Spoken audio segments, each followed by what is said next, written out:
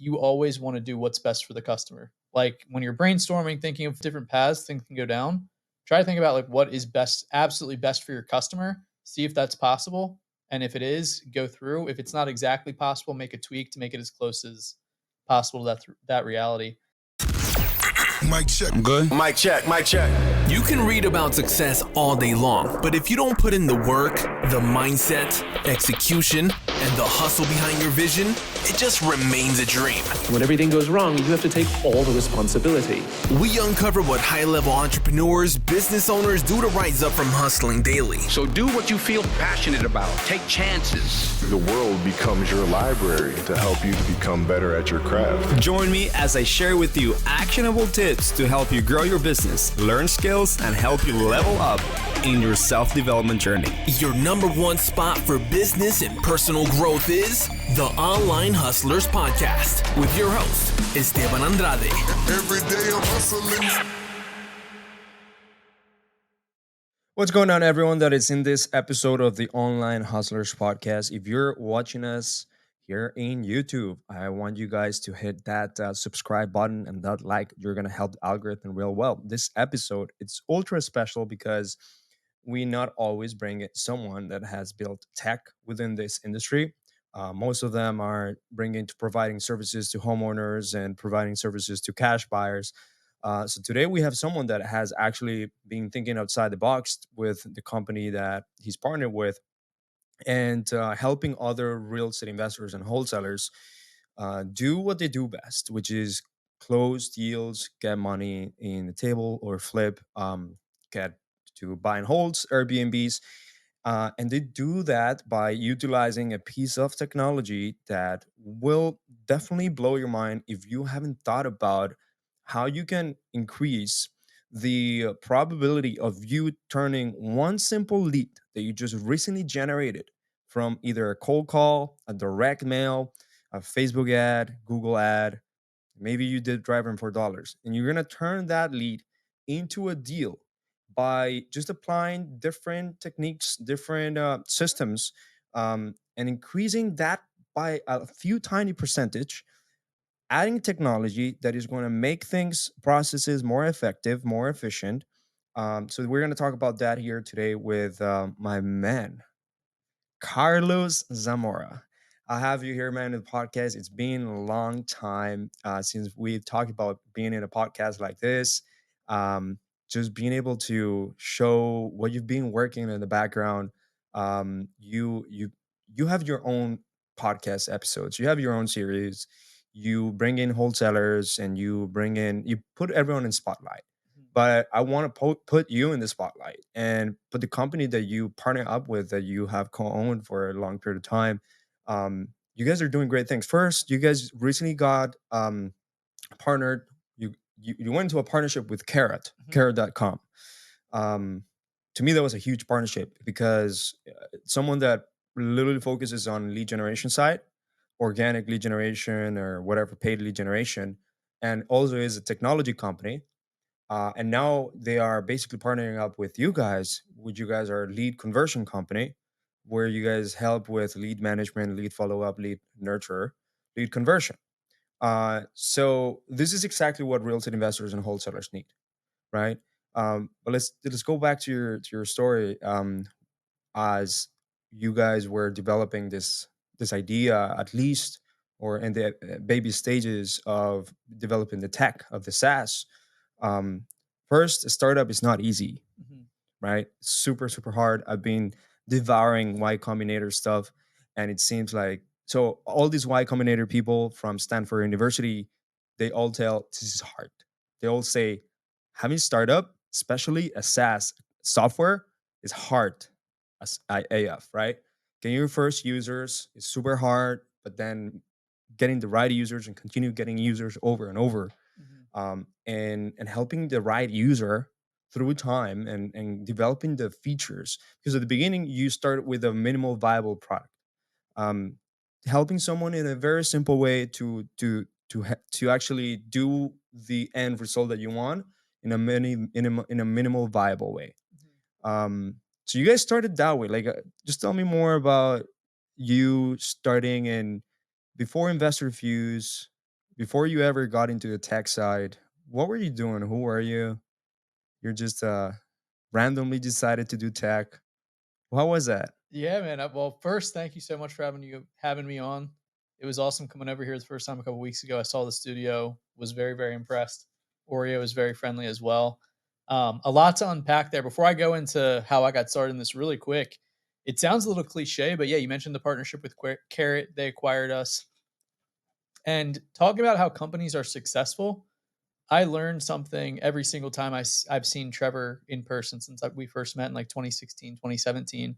And really their whole core foundation, which is why I think that they're so successful. You obviously have to have a product that works and people love it, but they really focus on helping real estate investors build companies of impact and freedom where they're able to make enough money, have enough wealth, abundance, where they're able to help the world or help whatever cause they want. And they also have freedom. Like they get to live life on their terms. They can take their dog for a walk. They can do whatever they have time and freedom. So I think that's like the most important thing. And then another thing that we took away, which we'll talk about the retreat where I saw their team, is a guiding principle. And if you're a fan of like Ray Dalio's book, like Principles, or the new one that he came out with, it's kind of painting a bleaker picture about the economy. Everybody has their own guiding principles of like how they live life, like how to make decisions on like the decision tree. So this is like a second point of why they're so successful and why we try to align with them so well, is you always want to do what's best for the customer. When you're making any type of internal decision, I feel like you're the same way with your businesses. Like when you're brainstorming, thinking of different paths things can go down, try to think about like what is best, absolutely best for your customer. See if that's possible, and if it is, go through. If it's not exactly possible, make a tweak to make it as close as possible to that reality. So I wanted to start there, and we can expand on that more. Yeah. But that was one of the main reasons that I think Carrot acquired us, because we had similar values, beliefs. The products fit together, like you said. You're in both areas of lead generation, lead conversion. It was like a perfect partnership. How I started in real estate, so I'll make it the shorter version. So I started wholesaling my first job after college with a friend, my now brother-in-law's bandmate. He played in a rock band. And it was this guy I heard about that was flipping houses like virtually, but he played in a rock band. He played 180 shows a year out of a van, but was flipping houses in Baltimore. I didn't know exactly what that was. Like I grew up just thinking like I grew up in Harford County, like suburbs Baltimore, and I grew up in a neighborhood where similar values, beliefs, very not laid back approach to life, but I think we both had similarities in what we thought was important in life. Same things, freedom and helping people at the end of the day and creating impact. So started wholesaling with him in Baltimore. Coincidentally enough, we had a Carrot site. The last year that we did it, we were exclusively doing PPC with AdWords Nerds to a Carrot site, and then just re-engaging existing leads with ringless voicemails. And this was probably like 2015-ish range. So Wow. not super popular at all. We were doing I forget the site, but it's still a site that people use today for ringless voicemails. But that's all we were doing, PPC with AdWords and ringless voicemails, and we got such good results doing that. But wholesaled, and Dan, as I was kind of learning the entrepreneurial space, which is so omnipresent and everywhere now, which is amazing. Before I kind of knew that, I just got out of college. I was working with this guy, and InvestorFuse came to be because Dan Schwartz, we had a Podio set up, a Podio CRM for a wholesaling business. And he every single night was tweaking and adding automations to that thing every single night. And it would be late at night. It would be 10, 11 o'clock. And I would look at my phone and there was 50 different things Dan tweaked in the space. I'd wake up the next morning until like 5 o'clock in the morning, because he would do it. He would put in work after his rock shows. 5 o'clock in the morning, he was tweaking stuff on Podio. And at first I was like, man, this guy's kind of crazy. Like he's literally just doing these little tweaks in our Podio every 7 days a week, whether he's playing a rock show or not. To speed up, he ended up putting free videos on YouTube, like tutorials, like just trying to be helpful. Again, just being like a vessel of like helping people genuinely. He was putting videos on YouTube, like how to integrate texting into your Podio, like a free Podio setup, how to connect things with Zapier, webhooks, like how to do all these random things, how to send offers. And then he started getting enough demand that people were like, hey, can I just pay you to build this for me? So he made an original version with Joe McCall called Real Automation. I listened to your podcast with Joe McCall. That was a good one a few months ago. And then he ended up building, which is SaaS, software as a service, InvestorFuse. Yeah. So he built InvestorFuse. He found John, our current CEO, one of my favorite people in the world. He found him on YouTube because John was doing consulting, I believe, private consulting for real estate investors, some top people still in the space today. He was just doing one-off consulting with them. Dan cold approached, cold emailed, cold texted, cold called, I don't know what, but he talked to John. He's like, "Hey, we should team up and we should just make a SaaS, essentially a SaaS, in other words, Yeah. a SaaS product, which is turnkey for real estate investors." Because you know this, we have the same clients. Like, our clients should not be messing around with Podio and CRMs and Yeah. coding, and a lot of times not even learning marketing unless their skill set is marketing. They should outsource that. Hustle media plug, but they ended up partnering up, and then Dan asked me about a month after the company launched. InvestorFuse is like, they launched February 2016, so 7 years ago this month actually, which is crazy. He was like, "Hey Carlos, would you be interested in getting on video calls?" He asked to bring me on as an equity partner, and very, very grateful and blessed for that amazing opportunity. Something I've talked about on other podcasts. Like, But then how do you earn that? Like you were just part of, you luckily got there, or like you should have earned that spot somehow.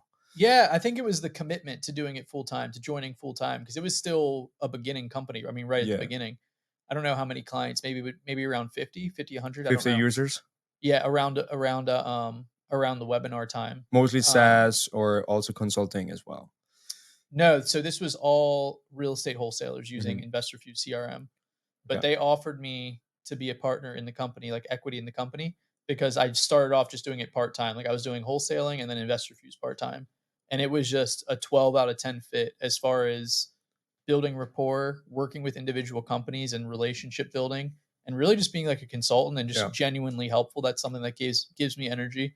Like, that gave me a lot more energy than going to seller lead appointments in Yeah. Baltimore, like negotiating a seller that's in a distressed situation, like down to the bone, and it's like a one-off transaction. Yeah. I was good at it, but the investor fuse and working with companies and checking in, and just, again, I love a few principles, 80/20 principle, but I also love the compound effect. Like, little things done so many times that save you either time, money, energy. That's so much what automation is with a CRM, with a Podio. It's like 100%. little tweaks that it might save you 5 seconds, but if you do that 30 times a day and thousands of times a year, like, that's just going to help you, and you I can love keep it. styling those on. So finding those things was interesting to me, and the software and the automation was interesting to me. Mindset, subconscious mind stuff. Before I got into real estate, like, I read Think and Grow Rich in my last year of college, and I was in love with the principle or the chapter on auto suggestion, which is essentially how you can intentionally program your subconscious mind to act a certain way, essentially change your behavior, thought patterns, everything. And that, in a sense, is self automation. So it's interesting and funny to me that I end up getting professionally in a business that talks about automating your software, your real estate, your sales processes, but mainly and most importantly, I love, like, self automation, like understanding how Yeah. your mind works and programming it to a way that benefits you. At the end of the day, technology is inserted in any say in a company or in an industry to decrease inefficiencies. Mhm. Uh, to decrease inefficiencies that are happening between, there's a gap somewhere between currently where you are and where someone want to be, and you insert technology to kind of shorten that gap Mhm. as fast as possible, as efficient as possible, as convenient as possible. Mhm. Essentially, you guys took a platform that already existed, which is Ugly Podio.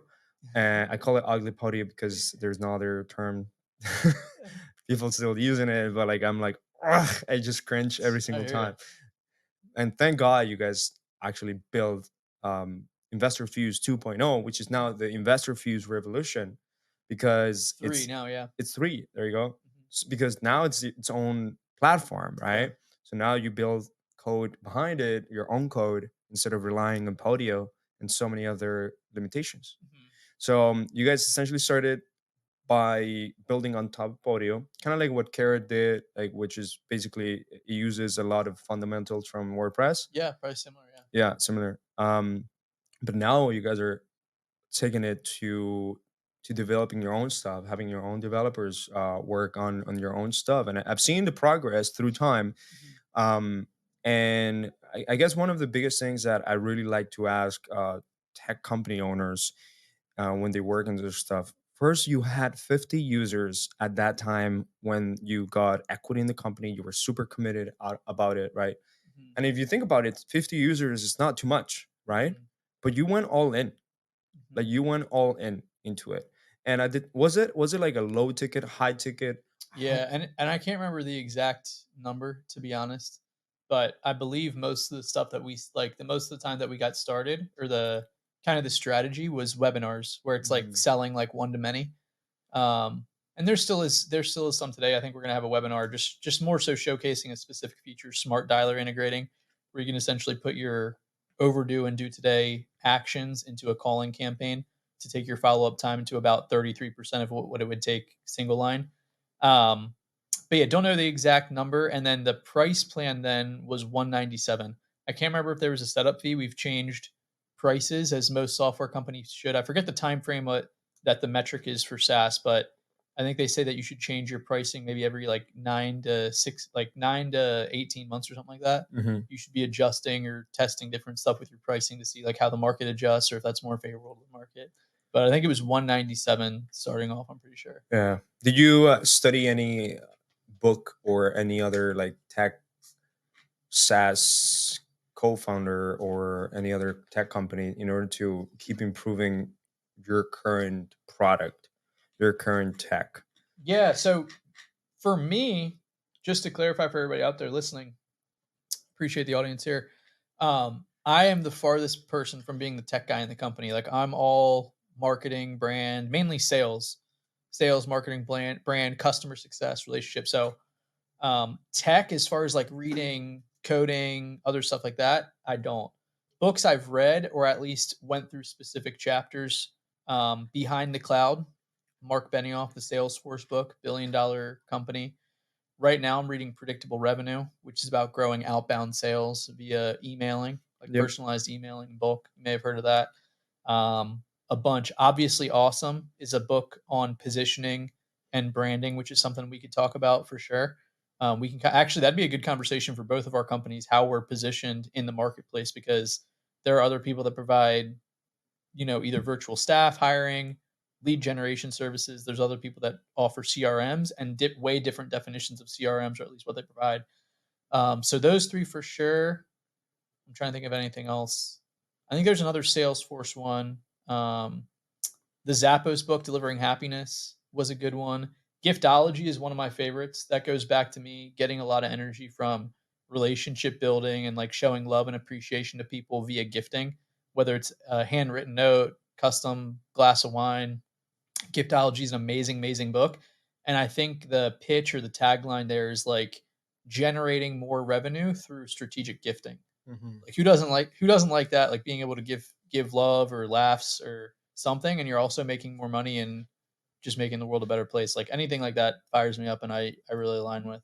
Yeah, and it also goes so that the gifting theory, we have not yet applied it. I've talked about it a lot, but I have not yet applied it. Actually, it's part of our projects on the onboarding mechanism that we want to give, where someone gets onboarded and within days or maybe a week or two, they're receiving a gift, whether it's Okay. a handwritten card, whether that's like a welcome package, some sort of like something that makes them think that you're part of something now, Mhm. like whether that's a community, whether that's a something that you believe in, your company believes in, and ultimately that really really helps with your retention.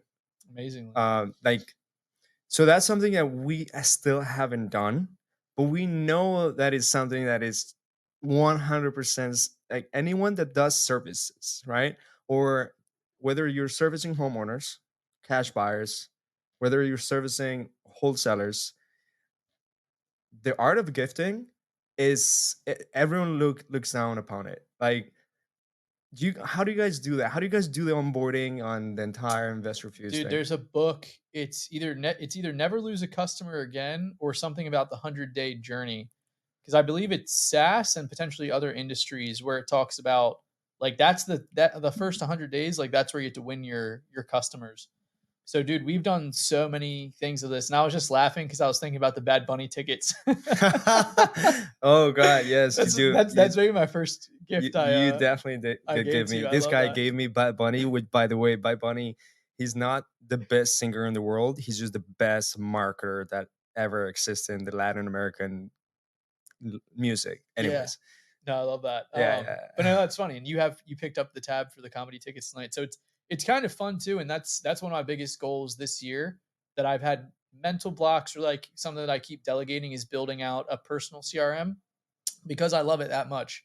And my professional life and personal life is so integrated that so many of my friends are, if I'm doing a little Venn diagram here, so many of my friends are, real estate people like Esteban. We hung out like a couple weeks ago, hang out when we can. But no, it's huge because at the very foundation of it, like people like gifts. People are just like to feel good, they're emotion feeling beings. So you can learn a strategic way of doing it that's genuine, of course. It's not like I'm just giving you Bad Bunny tickets so that you'll have me on a podcast and take me to a comedy show and walking around with Oreo and stuff. But we've done so many different ways. I would highly recommend the book. I can't remember. I think it's Never Lose a Customer Again that goes through the ideal like onboarding in first 100 days. And so much of it is different things that you can do. Some principles really overlap from giftology, being like creative, something that's personalized, something that's top of class, like this microphone. If you were to give someone like a microphone, like a nice Shure mic instead of a cheap little dinky one. Um, and I don't know, He's just trying to tell me something, by the way, guys. no, this is a nice mic. No, he's trying to tell No, me this is a that. nice mic. No, he's trying to tell me that Not I at should all. give you a Shure mic. Oh, no, I was not NLPing you. That'd be a good sales tactic though. But yeah, those principles from giftology are good. Like making it which that book actually suggests not doing like birthdays, holidays, Yeah, which is another good principle because it's like that's when everybody is getting stuff and they're getting like food. People might be trying to lose weight. So it's like just very thinking and get creative with this, guys. Like understand your clients, understand your customers, and just try to genuinely think like what they might love. Mhm. Like what they might love. So we've done a ton of stuff like this onboarding, handwritten notes we've had automated before, which is really cool. Shirts, we actually just got new shirts. I'll get you an InvestorFuse shirt and get you promoting InvestorFuse here soon enough in 2023. Yeah, I mean, that's a perfect basis to start off. You as a marketing guy, one of the most enlightening presentations that we saw was from a non-real estate guy that paints a perfect picture of this. It was Frank Kern Yes. at a Kent Clothier event Love that. in Love San that, dude. Diego. He's my original mentor of marketing. Love that. So he's at an event in San Diego, a Scale and Escape event, Ken Clothier's event. This is like 2017-ish maybe. And he gets on stage like genuinely asking like, how do you make, like, break it down to me, like, how do you make money in wholesaling? Like, let's reverse engineering it.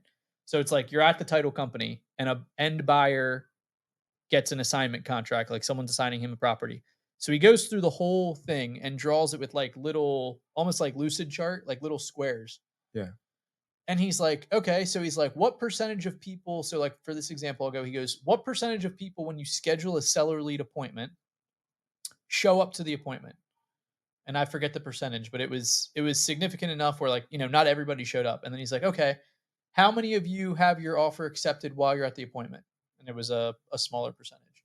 And he was like, how many of you are able to even get a hold of the seller after a offer gets rejected while you're at an appointment? And it was like a pretty low number. So he starts thinking of ideas. He goes, well, why don't you spend like 15, 20 bucks and bring like cookies, bring like a credibility kit to establish that you're like an authority in the space and their maybe a update on their local market, stuff that's printed out, and like a thank you letter. And you just leave that at their place and see what happens to your things. So he starts dropping like random gems from that. And I saw somebody post today, actually, like, I think it was Mike Ambright. He was like, some of the best ideas that you get are from outside of your industry. 100%. So Frank Kern dropped like some of that, which is like giftology. And even some of the first, like when you talk to them, you send them like something nice, or you do active listening, where if you're on, a lot of the times, guys, you guys are dealing with sellers that either the seller's in a distressed situation, the property itself is in a distressed situation, or both are in a distressed situation. So if you actually just have like a genuinely good heart, which is like, you're not, as amazing as this podcast is, it's hard to just have that listening to this live. But if you work on your own character and kind of connect to a deeper purpose too, or find your purpose, and you just do active listening, the seller is going to give you something that you can creatively help them on to like make their day better or make them happier. Or something. And it doesn't have to be anything crazy money wise. You don't have to buy them Bad Bunny tickets or Heat tickets or anything crazy like that. Like just get them something small, even if that's bringing it up on the next conversation. Having a good CRM and having good SOPs of your team using the CRM, so you can say, "Oh man, this guy's dad, he just got diagnosed with cancer a couple weeks ago. He doesn't really want to think about selling the house right now. He said follow up in after Easter or whatever." That's huge to have that communication. At bare bones, that should be mentioned with like genuine empathy and like caring when you talk to them next. If you want to send them a handwritten note, maybe some flowers, you find out something they like, that investment, and it's good to think creatively. Obviously, it is an investment, and it's not like going to close 100% of deals, but same thing, compound effect or law of large numbers. If you were to repeat that like 1,000 times over, it's going to be way higher than if you don't do that, or if you don't kind of have that mindset or come from that place. Yeah. So the 100 days of your client experience Yeah. after you essentially get them on board. Well, let I like to think that, for example, like wholesalers can do it both with homeowners, but also with cash buyers. I mean, if you think about it, people just have lists there and they're just sitting there, and then someone, when the deal comes in, they just blast it, Mhm. but they don't put a thought process. 100%. They don't put a thought process for their cash buyer, or really a thought process for the homeowners that they have that are in their pipeline. And at the end of the day, it's a high ticket product. Like you depend on volume, in terms of like how many users you're going to get, and like the amount of users that are going to continue over time, so that you have a lot of users forever, for a long period of time, that use your product. But wholesalers, they sell sometimes one off Mhm. homes that a homeowner has, but it's a high ticket product essentially, because a home where it's worth a lot, and when the assignment fee comes in is more than 10,000, that's 100% high ticket.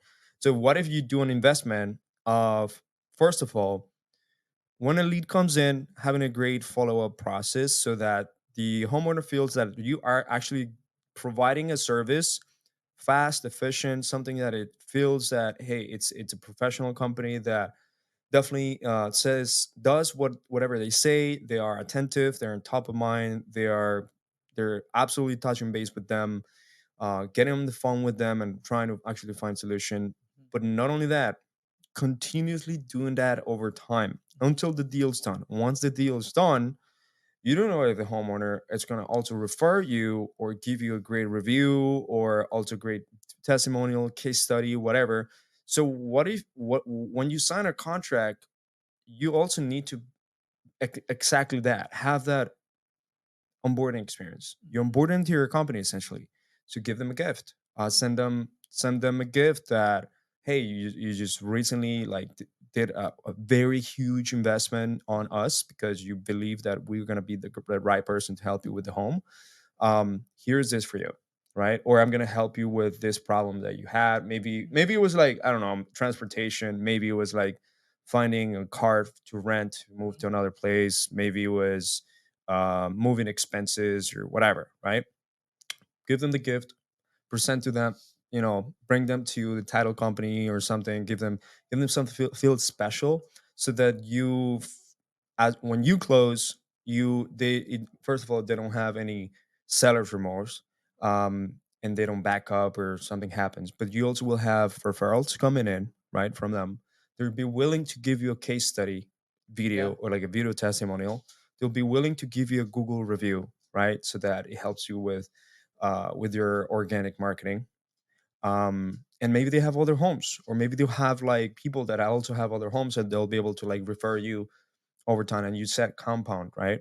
But also the cash buyers. Mhm. uh, when you get a cash buyer, and you know that this cash buyer is going to be your customer, when they buy a deal from you, or the first deal, or you know that this cash buyers are like really qualified, send them a credibility package, send them a gift. Like there's like this handwritten automatic app that you can actually do a Zapier and automate it, Mhm. where it's handwritten, be like, hey, you just recently became a cash buyer that has, I don't know, X amount of cash sitting in there, and you're looking, you already have a huge portfolio, you're in my VIP list, you actually are actively looking, you're opening every single email, you're clicking every single link, and like send them like a gift and like keep them top of mind that way. But like this wholesaler just recently sent me something real cool, and that means that he means business. And when they close the deal, um send them a gift, Mhm. right? When they buy a deal from you, send them a freaking gift. So you're gonna like keep them forever. Is that relationship building? Because like wholesalers have the job of the acquisitions and dispositions in the front. I mean, it's not an easy task to understand, but like it's really basic comprehension that you generate leads in both sides, right? 100%. Nurture in both sides, convert. 100%. Some of it is when you're signing up for a product or working with a person. Some of it is, establishing that you're there for the long term and establishing that you genuinely care, stuff like that, gifting. Some of it's eliminating buyer's remorse, though, too. And you could have buyer's remorse like with anything. Like if we go get Chipotle after this and the guac looks like really old when we open it up, I'm like, man, this does not look good. So you get to do things like even sending something as simple as us working with us, like sending an automated receipt, like, hey, we just charged your card this, you're gonna get charged this next date. Just even like automations like that when you're buying something is good for eliminating buyer's remorse. And that's something good to think about or have top of mind as well. Is you want to make sure like as early as possible they don't have any buyer's remorse, like second thoughts, like, man, you know what, I actually don't want to do any inbound marketing, man. I just want to do cold calling, like just things to do that. And that's the smallest first automated thing is like a receipt of billing or like an email that says, hey, thanks for working with us. Here's the next steps. Just clarity on what they're going to do next, what likes to work, like what it's like to work with you moving forward. One of my favorite giftology, if you follow any of you guys follow Mark Evans, absolutely amazing. You need to get him on the podcast if you haven't interviewed him already. He's down here part of the year, but he sends his cash buyers money trees as a gift. Money trees. Yeah, What? like a little plant, like not like these snake plants, but like a money tree for like the office. Yeah, And a that's note the that's anaconda right there. oh, is that an anaconda? No. I was gonna say it looks like a snake plant. Um, but he sends them money trees and like a nice handwritten note that's like, "Hey, looking forward to working with you. Like, we're gonna make so much money together." And I absolutely, absolutely love that because it's just understanding. Like, it's a such a super small percentage. Maybe it's not as fun for some people; or they don't get as much energy from it, like as me or Esteban. But it's just it literally is a strategic way to get more revenue if you want to get to the basis of it Huge. because those people are going to be happy. If that costs X amount of money, but it helps you get one more deal sold, like it probably pays for itself 10, 100 times over. Okay. So when you were in the early stages, when you guys were essentially building on top of Podio, Mhm. what were the main few challenges that like a wholesaler has that you wanted to solve as a tech company? Really just capturing leads. So we'll start with the top of our product.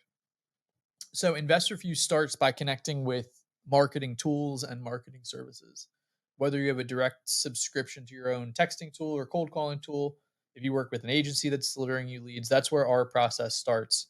So investors simply or wholesalers simply, like if we're kind of starting from a lucid chart here at top of the map, was just getting all their leads in one place.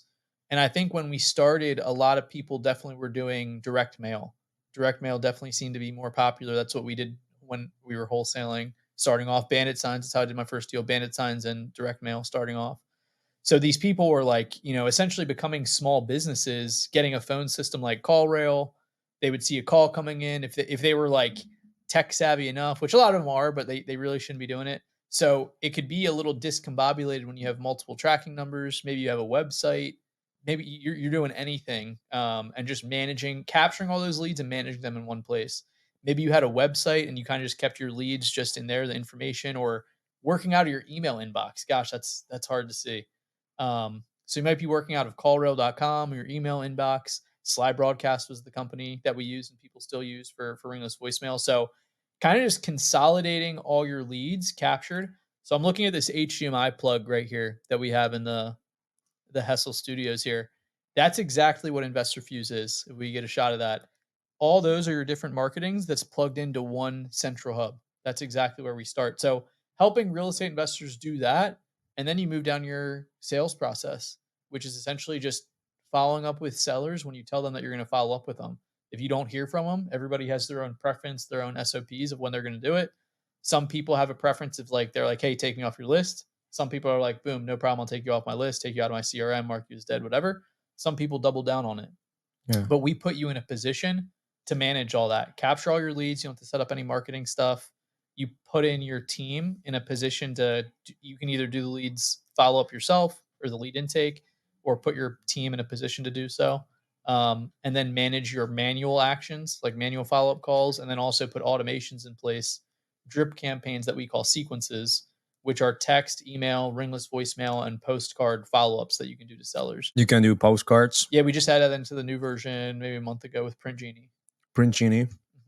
So can you call within your CRM, within your SaaS? Yeah, with smartphone. So okay, so it's integrated with smartphone. Fully integrated with smartphone, and we're just rolling out an integration with Smart Dialer that I mentioned towards the beginning of this episode, where you're able to load in all your manual follow-up calls that are overdue and due today and put them into a calling queue. And you can customize almost like a decision tree in Smart Dialer and InvestorFuse. What happens if the person doesn't answer? Like it'll just assign another follow-up for later today or tomorrow. If they do answer, we typically recommend leaving it alone, and then whoever's in the system can go in and choose what it is, whatever they want to do next, an offer, seller appointment, follow up in 3 months, whatever. So yeah, we have that fully integrated phone system now with smartphone and Smart Dialer. Okay. What else are you guys thinking about like integrating within your SaaS that like wholesalers can literally add couple couple $1,000 every single year by just making this easier for them, like or literally just remove or add more time in their hands by just having this more efficient. Like what else are you guys doing? Yeah, some other stuff that we're adding. So we had a dev meeting today where we're rolling out weighted round robin, where you can essentially, so this is for some larger scale teams, even some people that you've had like on the podcast before, like Nick Perry's team, some other teams that we're working with for weighted round robin, where you can essentially, let's say you have 3 people doing lead intake. You can essentially choose a ratio. Let's say 10 leads come in. You can set it up where you get 5 of those leads, I get 3 of those leads, and Oreo gets 2 of those leads. And that's going to happen every single 10 leads that come in. So you can have specific for campaign. What else did we go through today? Some lead import stuff, which is really just going to help. That's more of a CRM industry in general. CRMs to change typically are known as kind of being like a pain or at least a pain point for investors. Like they're like, I don't want to change CRMs. So we're taking some measures to make lead importing a lot easier, where you can have like the current next action in place with whatever CRM you come from, easier data. We built, or we now have 2 different essentially softwares that read, or the software is built on 2 different platforms that we can essentially handle a lot more data now. So that's not really a problem, where we had some limitations with that, where if it was like 5,000, around 5,000, we would start getting slow, 5,000 leads, even though that's a ton of leads. But now we can handle a lot more. And I should know this. I forgot I was just in the dev meeting today, but what else we're going through with the weighted round robin. But that's something that was cool to see for some of the larger scale teams. So as a tech company, like how much of your time, or is it by seasons, but how much of your time you guys are into developing new features and improving the features that you have, or like getting feedback from your clients, from your users to see what can be developed or what can be improved? Yeah, that's a great question. And I mean, giftology, never lose a customer in 100 days. Like it's ever evolving. Like that person hopefully is on a journey with you. Like we've had some people that have been with us the whole time. We've had people that have been with us. They maybe stopped their business, so they tried something else and came back. But we're always leading. And as far as being like, we've always been very, very innovative and ahead of the trend. But that a lot of that is because we listen to our customers, our most successful customers, the customers that are using the platform the most. And we simply just build in what they want. And this is the first time ever with our own in-house developers on our own platform that we're able to do it a lot faster. So it comes in seasons. It's a really good question. I'm trying to think of how to answer it most efficiently. It comes in seasons where maybe we'll take something and take like an idea and it takes a while to build. Like it's over like a 2-week stretch to build it. or a 2-week sprint to build it, and you get to focus on that. I think something that's cool is we're taking some measures now where we can be a little bit more flexible in getting a specific feature out. Like if we have a top customer that wants a feature, we really just want to be there for them and build that in quick to help serve them as soon as possible. So we're taking some internal measures. I don't know the exact technical phrasing of it, but that's something that's like very recent that we're doing. Can I ask you a question? So every single user ultimately is pays you the same amount. No, we have different price plans now. Okay. Yeah, we have different price plans now. All right. So, but if you have like a client that ultimately uses you a lot and it gives you a lot of feedback and it's always like giving you, stuff and they love it, but you're always getting feedback, or how is the relationship with those users? Because from what I understand, tech companies, they want to have feedback and NPS scores from the best clients that ultimately love your product and will always give you feedback to how to improve it. Or whenever you request, they'll give you the feedback. So how do you currently like make sure that you are servicing the right users and you're not leaving the users that maybe also have a lot, make a lot of money, or have a giant real estate investment company, but they're not the most active Yeah. and stuff. Like how do you do that? Yeah, so to differentiate, that's a really good question, topic to build up.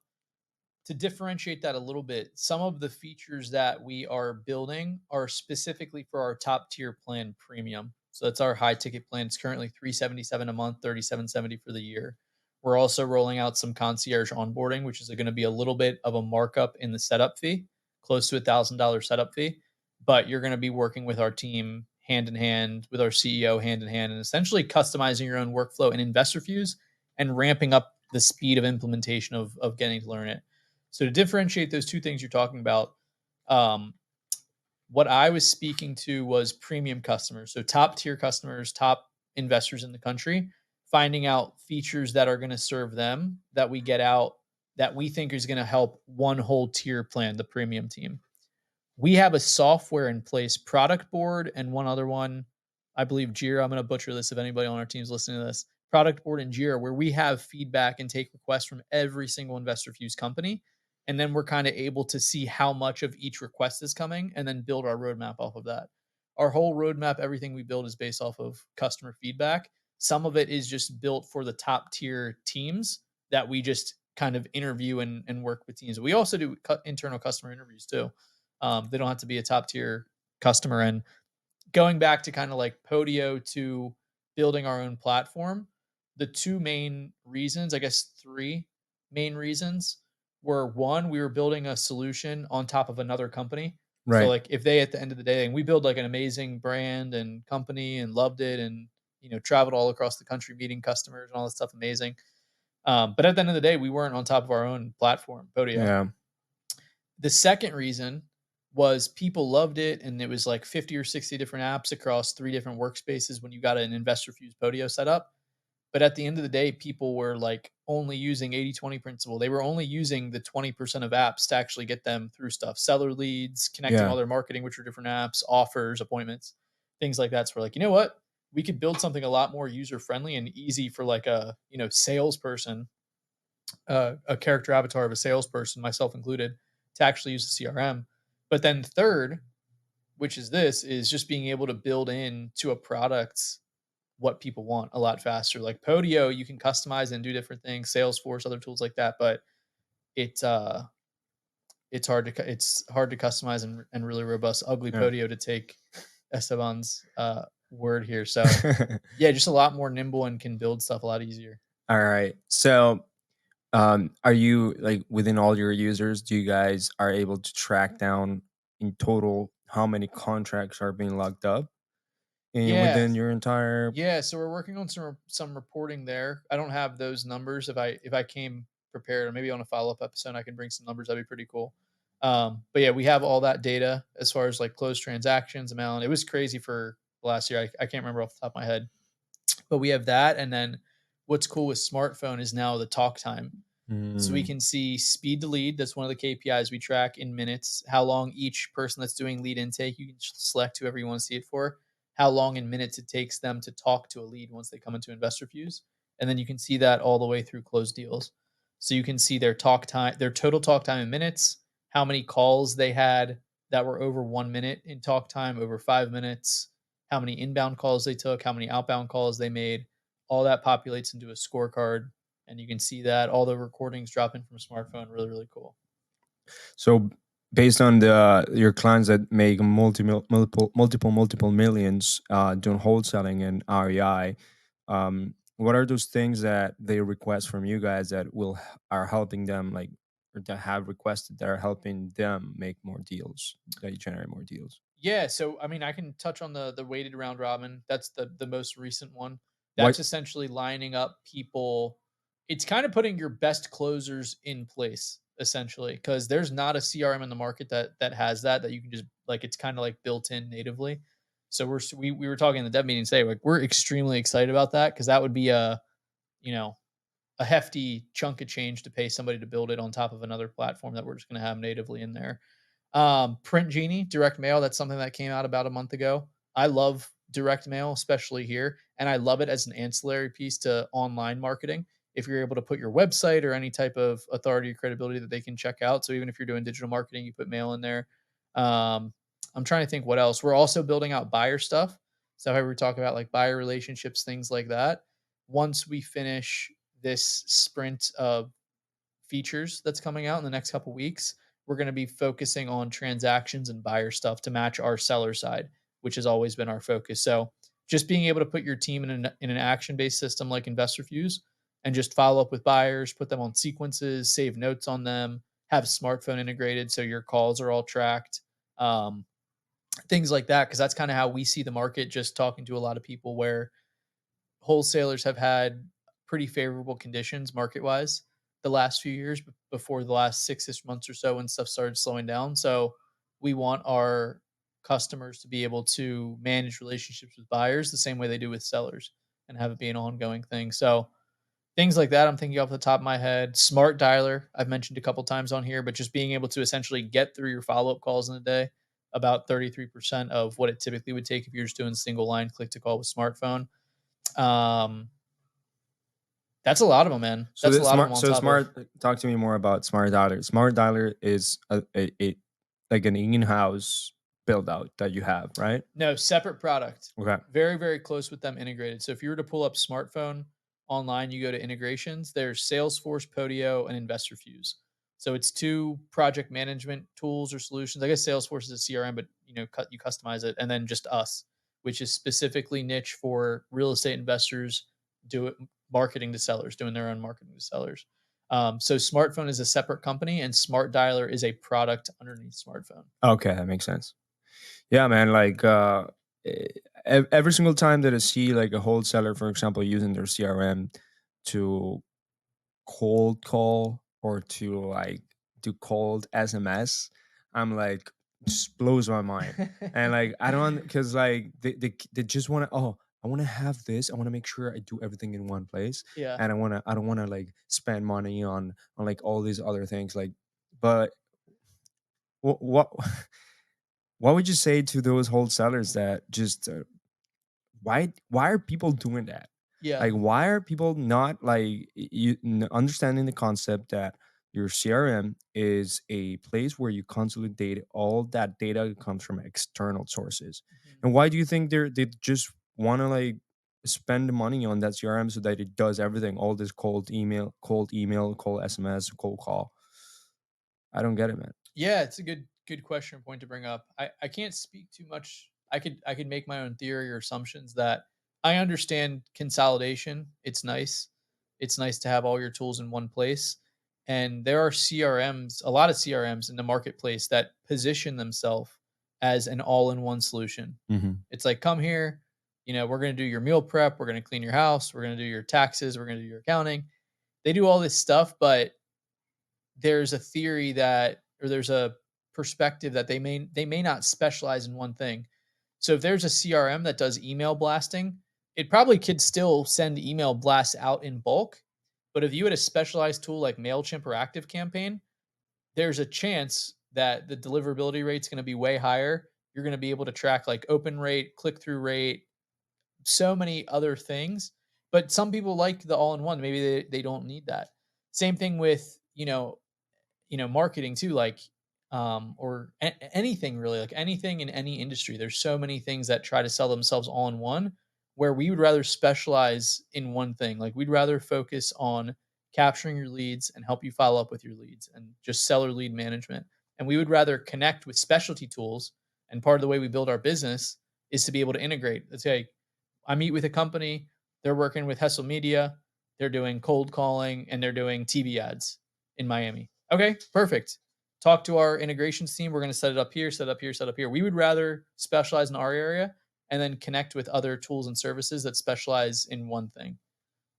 Yeah, that's what we see as being better. able to focus. And cost wise, like I understand cost is a thing. I 1,000,000% understand that.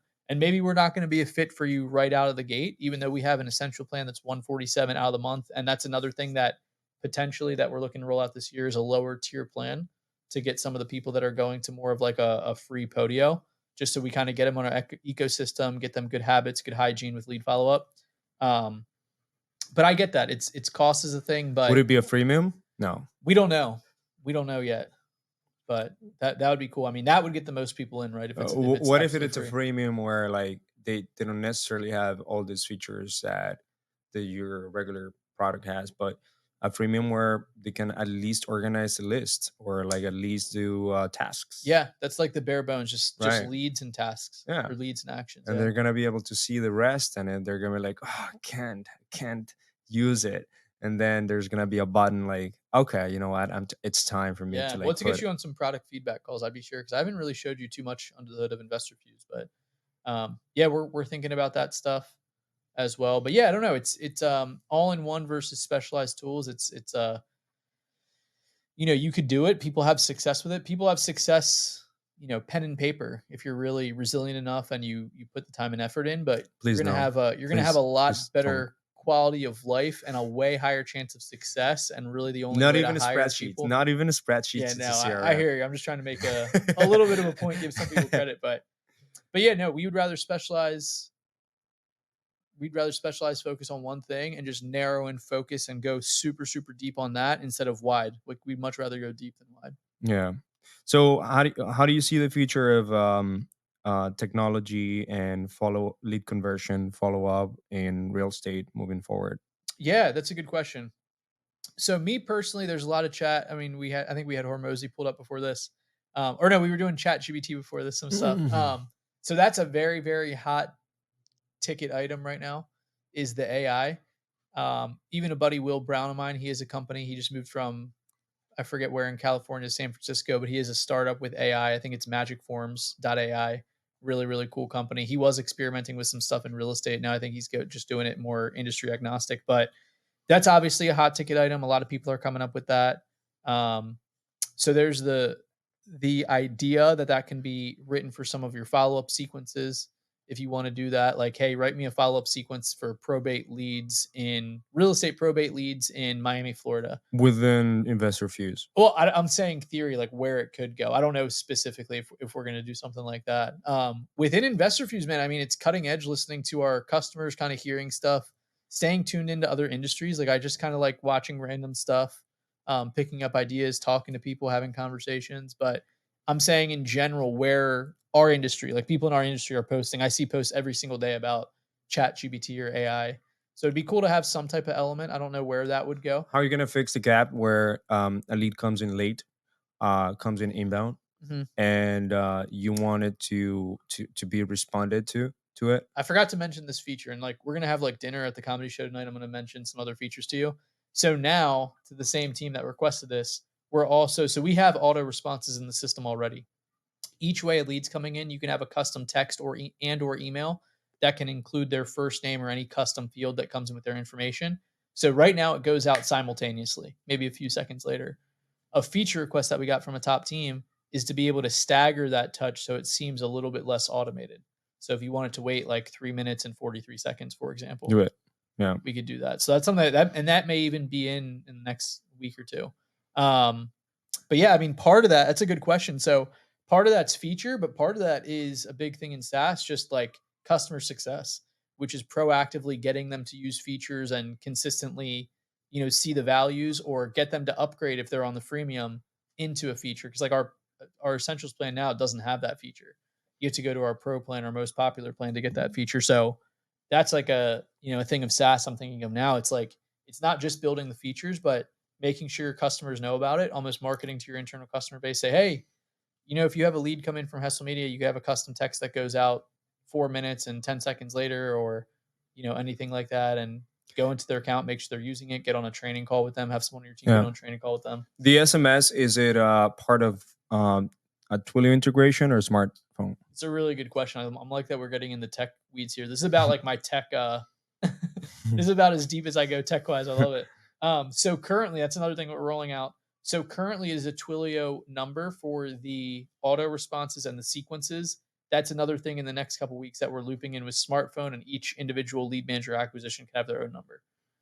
So that's something that we're building in here, and that will really iron out the smartphone. I see at some point where so I see that, for example, everything happening with ChatGPT and the API of using the API of it, where at some point you can have a seller come in at 8:30 p.m. and there is no one to respond because maybe everyone is at home, or 9:30, but you can have the automated text message to the after 2 minutes respond, maybe even start a conversation that is short, that ends into sending a booking link towards a calendar. Be like, hey, so we have available tomorrow at around 10 a.m. Can I call you at that time? Because it checks the calendar, or it basically it will send a calendar link so that the seller will ultimately book an appointment with the closer on the calendar. But the beautiful thing about it is that if it comes at late at night and the seller has maybe like a human question or follow-up question, whatever, there could be like a knowledge base or some sort of feedback that is being given to this AI, that the AI can answer, not deflect, but answer, and then move it to where, like, hey, tomorrow we can cover it tomorrow at a phone call, and so here, let's book an appointment for tomorrow at 10 a.m. Does that sound good? Or 9 a.m. we'll give you a call, since everyone is in the office. And or perhaps maybe the seller is in an urgent situation and it sends a notice of human needed, human needed, human needed. Yeah. And it's a conversational AI instead of just the templated message. Yeah. So I see that happening because it humanizes the entire process and potentially increases the conversion. Because if you think about it, Google advertising is huge, and you have 4 ads right in the top. How do you differentiate yourself when a seller is late at night searching for a solution?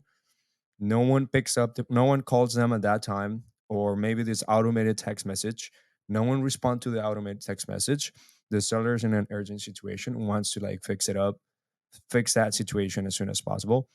But the AI is going to help you humanize the process and help you build a report before the appointment happened the next day, or the phone call happens the next day. So I see that happening, and then you could potentially at some point have your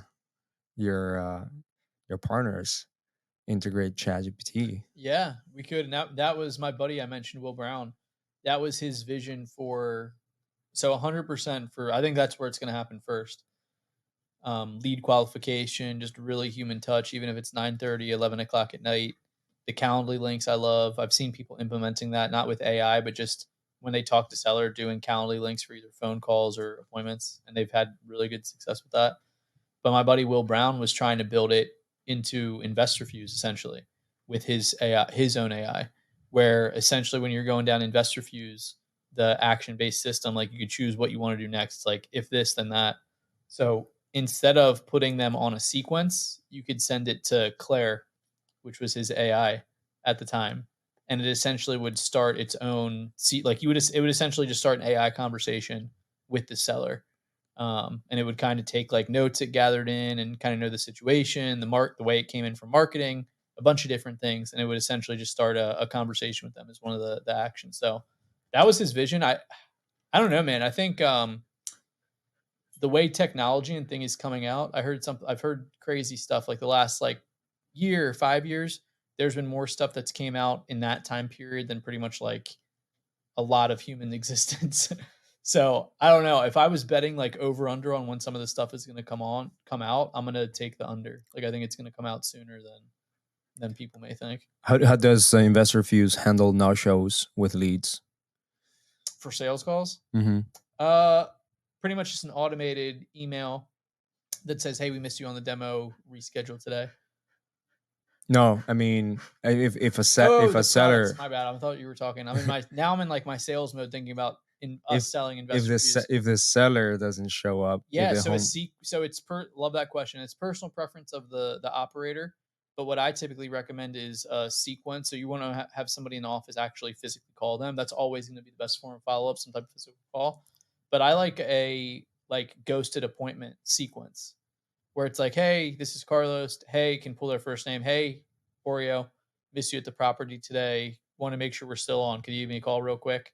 Maybe that right away. And then you can be a little bit aggressive if it's a missed appointment, like they ghost you don't hear back from. You can email, text them, ringless voicemail every day, whatever your preference is. But that's what I would suggest, putting them on some type of sequence in addition to following up with them manually. can you put memes? Like can you send a meme? No, not yet. I think that's a feature request to put. I think we can put images. I'm not sure about memes. That's a good question. Well, a meme is an image, and Yeah, or an attachment. I forget what we can put in. Maybe I'm thinking email. I'll have to see. But we have got. there's some feature funny requests like memes that will let people like kind of respond, be like, "Hey, that's funny," or right. right. Where there's a few things that you could do to kind of like show that it's not automation, even if it is. Like you can send a typo. Another AI guy I was talking to a year or two ago. You can send like a typo in the first message and then have the correct word with an asterisk, like send like a minute after. So it's like, oh, this person actually like corrected their text, and then emojis. Yeah, emojis. And what about lead reactivation? Resurfacing is huge, huge, huge feature. So resurfacing in InvestorFuse is essentially the ability to customize different reasons that you would mark a lead as dead. For ghosted, for example, if that same seller, you just never got a hold of them after they ghost you an appointment, you could customize the amount of days that lead goes out of your active pipeline and then goes into a specific group to essentially gets assigned to like a follow-up specialist that's touching like old leads, X amount of days whenever you mark that lead dead. So it's sticking with that same appointment. If this person just ghosted you on an appointment and you never heard of them, you can mark it as dead, ghosted on appointment. It goes underground. You mark it resurfaced, and it comes back in 90 days and goes to your follow-up specialist. And that's just part of their calling queue. That could be their individual one-off calls. That could go into their smart dialer follow-up calls for the day. And would it be so? This resurfacing, would it be SMS campaigns too, or just follow-up specialists will call manually? You could choose. So sequences would more so be the automated text message. It's a good thing to delineate there. The sequences are pretty much like a drip campaign that you're putting somebody on. You get notified when they respond, everything like that. Really cool. The resurfacing is more so for your manual actions, like manually calling them or the smart dialer click to call. But you're pretty much taking them out of your active pipeline. So it's like not right in your face looking at your leads on a daily basis. And you can have that customized any amount of days. It could be 60 days, 30 days, 90 days, anything like that. Would you recommend doing reactivation with only phone calls or like maybe emails too, text message? Well, that's the cool thing is, I guess I could clarify there. Yeah, that's a good point to bring up. So once they're resurfaced, that's just a lead that you're working for that day. You could call them, you could text them, you can email them, you can do whatever you want. You could send them a postcard if you want. You could do anything. So, I mean, phone call typically is the best. Sometimes if it's a lead though, email is nice, but sometimes if it's a direct mail lead, you might not have their email address yet. So you might have sequences that are filled with like email copy in them, but you might not have their email address. So communicating with them however you can, maybe potentially how they communicated with you previously. Like if they never answered any phone calls, but they were texting with you a bunch, maybe you consider that. So you recommend every single wholesaler to ask for the seller's email when they get on the phone? Yeah. Yeah, you wanna Do get you that. have a intake forms within Podio so that you can update their contact Not information? in Podio, Sorry, in not Podio, in InvestorFuse. InvestorFuse, and you can have what's called different opportunity forms. So if it's like different asset classes or maybe more so different exit strategies, you can essentially customize your forms, and we make custom web forms for our clients too. Okay. Mhm. And can they customize it themselves, or you Yeah, they have can add custom fields, but we and typically it's like we'll just do it for you. Just so really, it's easier, yeah. really? So, like, if someone is just, "Ah, I don't want to do my own form," Yeah. then you will come in the back end, be like, "Oh, what do you need?" Especially for capturing leads. Like if you're outsourcing your cold calling, for example, and the cold calling company just wants to have a web form for you, we'll customize it for you. Okay, You need so to let us know what's it's on it, but we'll customize it for you. okay. So it's really white glove. Like it. I mean, Very white glove, yeah. that's awesome. Even the base setup. And that goes back to the discussion we were having about giftology, which is just like human relationships 101, relationship building, rapport building, buyer's remorse, all that stuff. Because, and we're also putting them in the best chance to succeed. Like, we realize that they're not, like, they shouldn't be doing that. Like, real estate is challenging enough. You shouldn't be going in and tweaking Podio or tweaking forms, maybe a little bit, like the bare bones. But with us, we really do a good job of white glove service, and we're always improving the process. How's InvestorFuse current team right now? What how does it look like? Yeah, so I mean, there's a mix of our US based team is me, John, and Rachel. So John's our CEO. He's a product CEO. So he's very good with development, building stuff. I mean, he does a He's ton like of stuff he outside of basically that. is the CTO, He right? was the former CTO, yeah. Okay. So he comes from that background. Rachel, who's technically like project manager, but she does some financial stuff. She oversees a lot of support stuff, a lot of customer success stuff. And then me, I'm in sales, marketing, brand, customer success, Love kind it. of do a little bit of everything. And then we have a essentially support team that helps with like inbound chat. So if you're inside like investorfuse.com, or if you're inside like using the system, we have a live chat that you talk to our team live, under 5 minute response time KPI on average. And they'll solve stuff, they'll fix stuff, integrate tools, work with our developers to relay them messages, what to build, what to fix. And then customer success as well, which is different from customer support. That's who's like training you to use the system, checking in on you, how you're using it. We're actually launching a new program, TurboFuse. If you're familiar, are you familiar with Jingle All the Way? Where Arnold Schwarzenegger's that guy, Turbo Man. Yeah, That's the Turbo GIF. Man. You probably have seen the GIF. It's popular GIFs, but we're using that in all the email promotion for it, which is funny. But that's essentially even more white glove customer success, where we're going to meet with all our top tier teams, like the premium scale plan teams, and just go through a game plan. Like, where can we help you? Either setting benchmark KPIs wise in InvestorFuse, connecting you with somebody in your market that we might have access to, pretty much just meeting with them and then proactively putting it's like a QBR except for wholesalers, quarterly business reviews. So we meet with them and then we put essentially check-in calls every quarter. So every 3 months with them, we put it on their calendar for the entire year. So we're doing that for premium customers, and then our middle tier annual customers, and that's it for right now. And the developers. The developers aren't on those calls. We have developers in our company, yeah, but they're not on those calls. Like, they get info But what relayed does to that them. look like? Are they Brazilian? They're Yeah, like to what, Armenian. Armenian? Yeah, Europeans, East, like Balkan area, all that area, like Serbia and stuff like Ukraine, they have really great yeah, people, like really great, like smart developers, coders, yeah, programmers, designers. yeah. Have you had Adam Nasir on the show yet? What's that? Have you had Adam Nasir on the show? Adam Smarter what? Contact Not CEO. yet. You should talk to him about that. He does a lot of good things. Shout out Adam Nasir. He does a lot of good things for Ukraine and hiring people over there.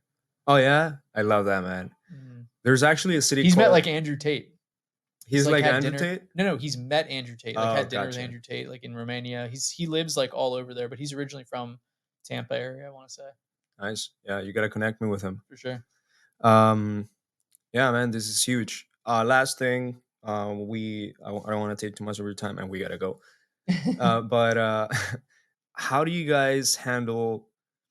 So how do you guys help investors and wholesalers with their KPIs and visualization? Yeah, so we make it easy, and that's one thing that we're launching with TurboFuse, where we want to like proactively before they're even using the platform. So we're doing it with existing customers and new ones, where before they even step foot in InvestorFuse, we want to know what KPIs that they want to hit, and we reverse engineer their revenue, like how much gross revenue they want to make, net profits they want to take home.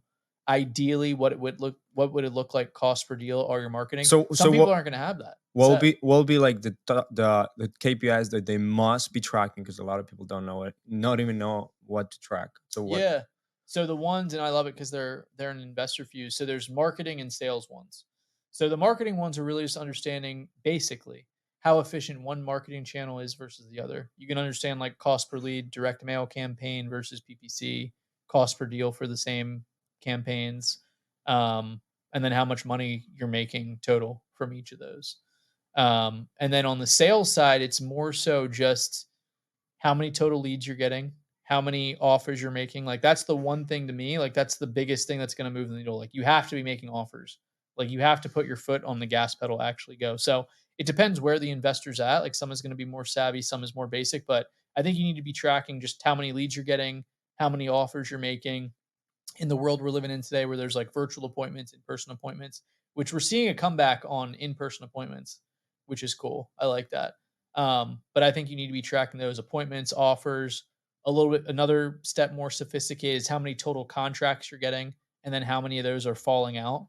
Like if Yeah. you lock up 10 contracts in a month, but half of those fall out if you're more virtual, it's a good thing to have in mind. So I think you kind of go up a ladder of how sophisticated you want to get with the KPIs, but basics, leads, appointments, offers. And visually, how do you help them like see it easy? Like, is it a spreadsheet? Is No, it it's like? right in the campaign section of InvestorFuse. Whenever I'm showing InvestorFuse, it's right where I start because that's where our product and service starts connecting with your marketing tools. So it's right there laid out, everything from profits all the way to follow-up touches you've done to leads from that marketing campaigns. In between's that, all the marketing and sales, cost per lead, cost per deal, how much you're spending in marketing, offers, appointments, total So is it like contracts. blocks of dashboards and? No, it's not a dashboard. It's kind of like like a spreadsheet, I guess, Mhm. so to say, where it's just the campaign names here going down, and then it's all those metrics on top going down. So we have that, and then we have the phone KPIs or analytics, you could say, with smartphone, where you can see like talk time, speed to lead, things like that. Okay, you can kind of customize that, or would you? Right now, it's not customizable, but that's something that we're revamping KPIs. So not customizable, but that's like intentional because people go crazy on Podio setups, like trying to customize stuff instead of Yeah, actually yeah. working in their business. Because you definitely work with specialized stuff. So, for example, you would recommend people to use something like Plecto or Google Data Studio if they want something customized, right? Or yeah, Or data box, things like that. And it's going to be interesting because I think we wouldn't be opposed to going out to those tools. Like again, kind of the specialty thing. Like, hey, if they specialize just in one thing, but I think we're just going to same thing that we've done is just get feedback from our teams, our our top tier teams, what type of KPIs they want to have, middle tier teams, what that looks like, and then the essential if we end up going to a freemium would be very basic if it even has anything. But really just hearing our customers what they want to do, and we'll build in for them. love it. Well, thank you everyone that has been listening so far. If you found anything valuable from this, there's a lot of nuggets. We talked lead conversion, we talked nurturing, we talked user experience, we talked like how to retain customers for a long time. A few books that he actually gave, and the developments that in technology that should be in the future of real estate lead conversion. So if you guys actually enjoyed this, leave us a review. It just takes about 60 seconds. Remember, we're in Apple Podcasts, Spotify, and also YouTube. So hit that like button and help us just provide more value to people, because these are diamond type of players that I bring to this podcast. Man, I thank you so much for being here in the podcast. And let's freaking go watch some comedy. Love it. Thank you for having me, dude. It was a lot of fun. Thank you. Every day I'm hustling.